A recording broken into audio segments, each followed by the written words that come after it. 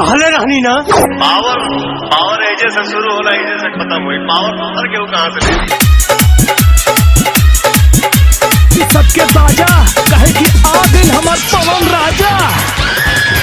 हमें क्या डराएगा मौत का मंजर। रूह कांप उठती है जब हम दहाड़ देते हैं। तेरे जैसे भड़ुओं की क्या मत भूलावा कत ढेर बोला जनी बात। मत भूलावा कत ढेर बोला जनी बात। होता इन्हीं के खातिर लफड़ा हो भैया खड़ा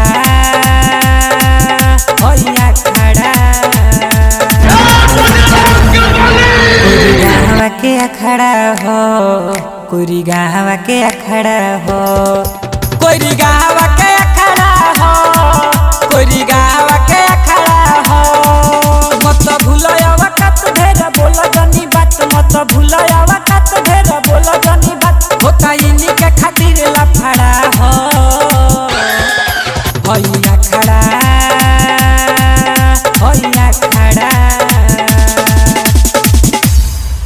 कोरी गाँव के अखड़ा हो कोरी गाँव के अखड़ा हो कोरी गाँव के अखड़ा हो कोरी गाँव के अखड़ा हो।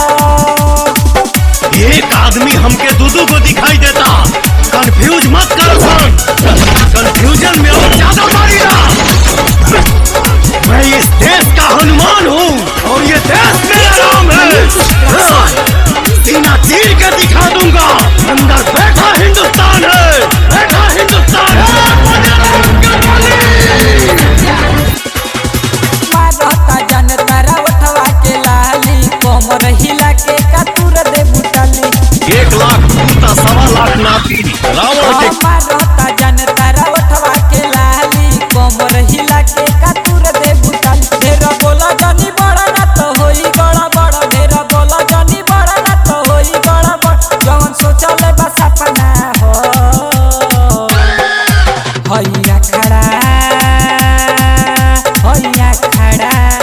अरे साला की तो हम हटे हैं। कोरी गाँव के अखड़ा हो कोरी गाँव के अखड़ा हो कोरी गाँव के अखड़ा हो कोरी गाँव के अखड़ा हो। हम खेल खेल में भी शेरों के जबड़े फाड़ देते हैं। चलते हुए दिए को परवाने क्या बुझाएंगे और जो मुर्दों को नहीं जला पाते वो जिंदों को क्या जलाएंगे। मेरा हिंदुस्तान जिंदाबाद। हाँ और रहेगा।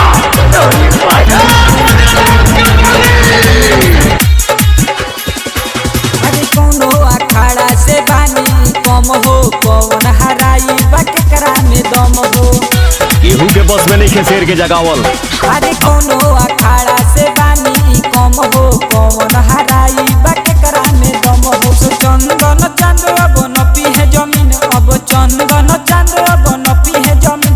अब कहमन खचड़ा हो पवन सिंह के सुतावल। भैया खड़ा भैया खड़ा।